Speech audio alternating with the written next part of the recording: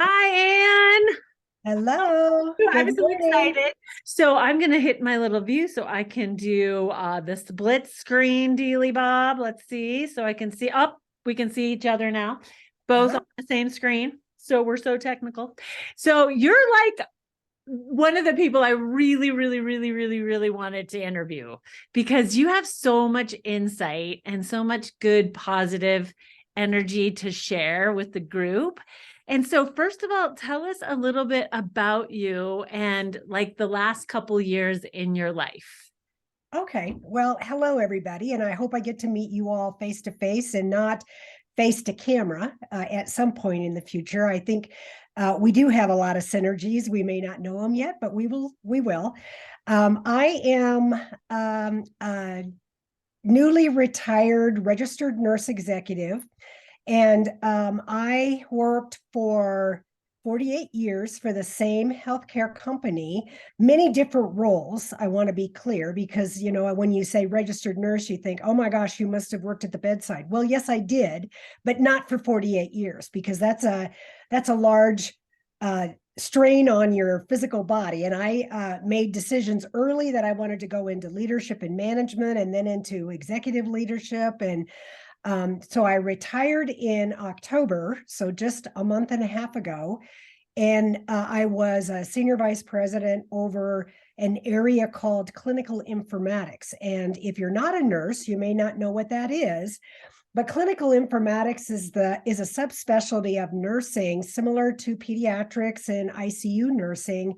But our focus is on the tools and innovations that help improve our bedside clinicians' lives.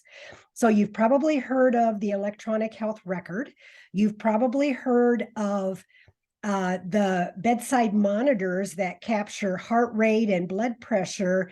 Well, innovations allow those kinds of metrics to be automatically populated into the electronic record, which is what our doctors and our nurses use to make decisions about our care when we're in the hospital.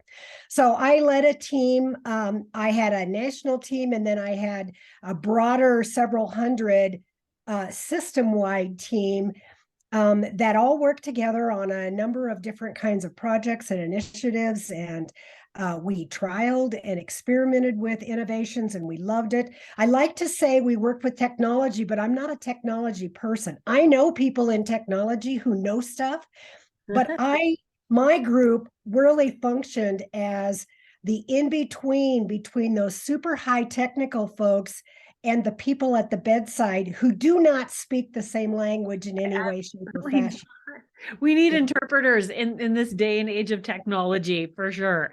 Yeah, So so we were the technology interpreters. And I loved it. I loved it. I loved it. And just so past my work life, I've been married for 43 years. I have three grown children. I have three grandchildren. And life is good right now. I love that you say life is good. I was wanting to talk to you about that.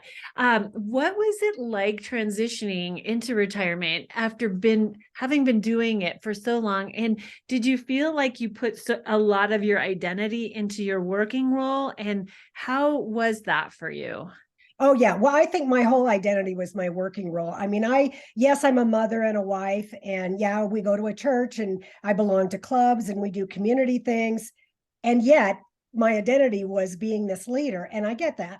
The thing that I did, because I have worked with the same leader, my leader, for probably 12 years, and we have had a very, very positive relationship that's not just work related, but she's a very, very, very close friend. And so we started having conversations a year ago, October, about retirement, my retirement in specific. She's thinking about it too, but she's not quite ready. And I said, I want to do it. I want to do it. I want to have some level of control. I want to leave on my terms. I want to, I mean, I had a bunch of demands, if you will. But Sure. I've learned that if you don't ask for things, people can't read your mind and they don't know what you want if you don't ask.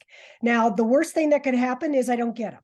Okay, well, that's not such a terrible thing, right? Because then you go into negotiation. Well, what if we did this instead? But at the end of it all, I ended up you know, started talking about it in October. We started more deliberately planning it in the April timeframe with how would I make a transition. I didn't want to alert my staff until I really knew the date, and I didn't know the date yet. So But you I went was from full-time to, did you go full-time, part-time, and then retire? no, You just go no. full-time and then stop? Yeah. Yeah. And what I wanted to do though was give the people under my leadership, the people who I felt like had an opportunity to either do my job or do a job like mine in another organization, Kind of I train them. felt like they needed to be part of groups and meetings as my delegee. You know, I didn't want them to think I was trying to get out of work, because that wasn't it. I wanted them to be exposed to things. So when I had a report to give, I would ask my people, who wants to give the report this month? That's so And you smart. know, and who can cover for me while I am doing ABC 1, 2, 3. So I kept looking for opportunities for my team, my leadership team, so that they could, you know, at least have a little bit of a view of what's going on. I mean, it's hard to give up control because I can do it faster and easier. I know how to do it. I've been doing it a long time. But I really felt like if I don't make them do it or try it, they Absolutely. will be missing a learning opportunity when I'm here with the, you know, I've got the blanket. I can hold them up and, you know, support them. So we did that for several months. And then when the announcement was made, the first part of October, everybody is like, oh my gosh, really? How long have you been thinking about this? You're leaving? I mean, because I left in 3 weeks. It was very quick. You were seasoning them all along, and I was, and I kind of reminded them, remember we did this, remember I did this, and they're like, I know. oh yeah. I mean, so it really worked out. I mean, there were people who were surprised, and not surprising at all. I'm still getting LinkedIn messages. I tried to send you an email and it bounced back. What are you doing? Well, and I love that you started delegating, because I think every year I get older, even though I won't be, well, I will be retiring, you know, in the next few years, but delegation is a key to your happiness, like in general. The thing, realizing the things that you like and don't like in your work life, it is so important. You know, I have the greatest studio manager in the whole wide world, Kelly Rafferty. And she only came into my business a year and a half ago, but wow, life changing. It was hard for me though, like what you said, to delegate those things out. But wow, life changing. And so you touched on, so you told me that you were going to do some things for you now that you have retired. I'm on the move for just a quick minute. I have to take something out of the oven. I'm sorry. Oh, okay. So this is what I do in retirement. I cook. That you're doing for you. Yes, you're cooking. Well, so be pondering this question. So I'm wondering, you said that 2023 was going to be the year for you. Yes. And I'm wondering what you have planned and what you're doing in the meantime, because you had a great day yesterday. You can share about what you did yesterday. I absolutely did. Well, I also belong to another organization or another group, and we work on work-life balance. That was part of it. And it came about as a result of COVID, when people who traditionally went into an office environment, all of a sudden were told, don't come into the office. So you work from your home. And all of a sudden, there were no boundaries to start and stop time. And my company has locations in all 4 time zones. So 6 o'clock in the morning to 8 o'clock at night, you know, to meet up in East or a West Coast time wouldn't be unusual. And it's like you couldn't feel like you could say no. You couldn't feel like you could stop. And you were never off. Yeah. And so anyway, so one of the things that this group does is really talk about work-life balance. And I know we're going to talk about that as well. But one of the things that we decided as a group is to get together to do a planning. And we got together in January to do a year planning. Just there's 8 of us. It's not like we're massive. So, and one of the things was, if this was a breakthrough year, what would it look like? Mm. And I thought, a breakthrough year. Well, number one, I need to retire. That would be a breakthrough, right?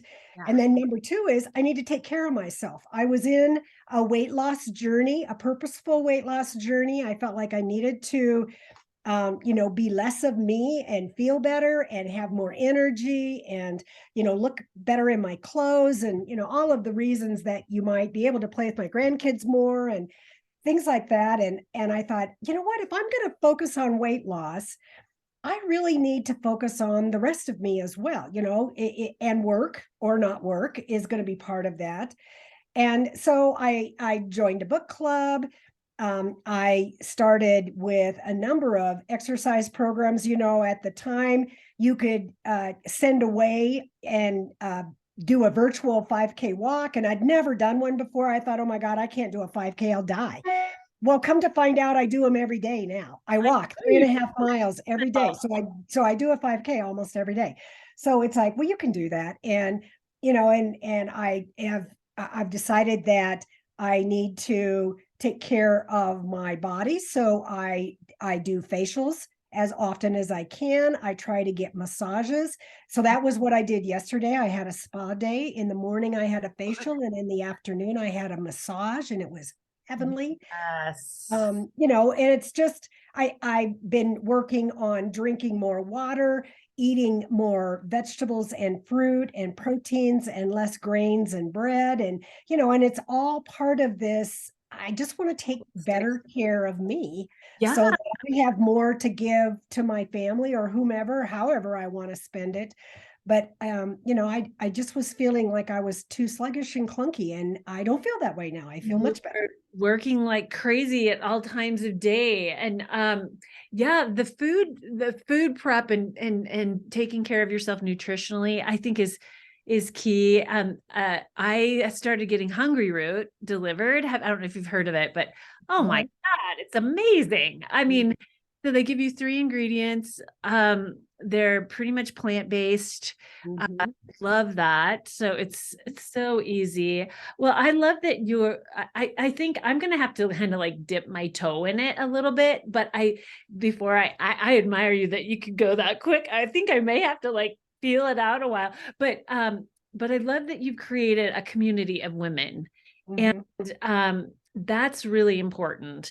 Mm-hmm. And you told me when we did your pictures that you were doing this also for kind of self-care and a nurturing experience.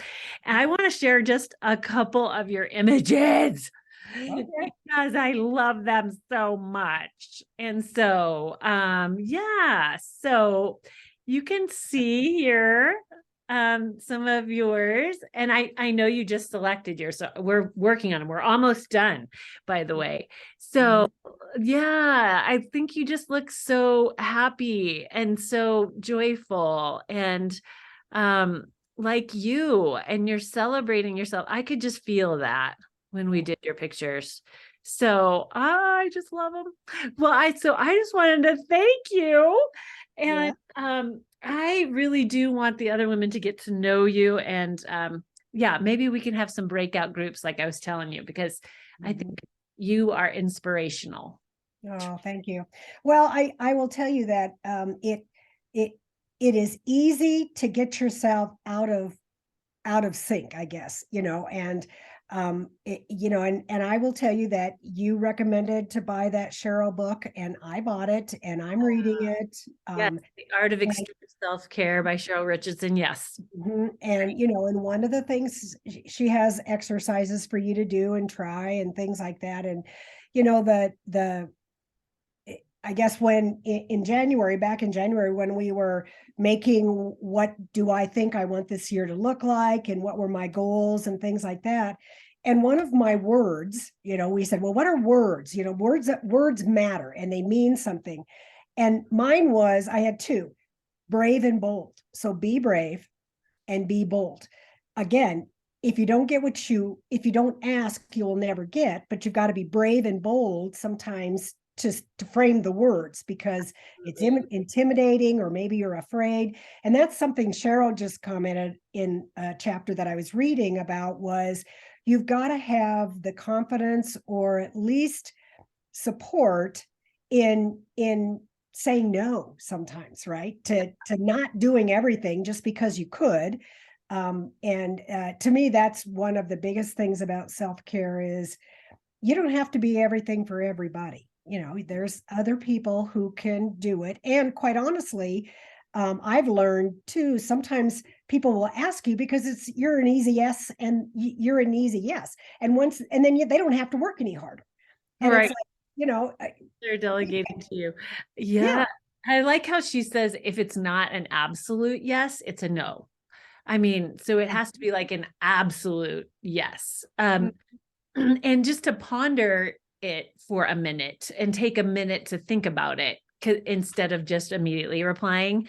I know she Mhm. talks about that too. Just to Yeah. kind of mull it over in your brain. And it can still be that you say yes, but you kind of have to know how you feel first. Mhm. So, but anyway, well, thank you so much, Anne. This is so great. And I'm gonna be getting your images to you really soon. And so I'm gonna stop the recording here really quick and then I'll just come right back to you. Okay. Okay.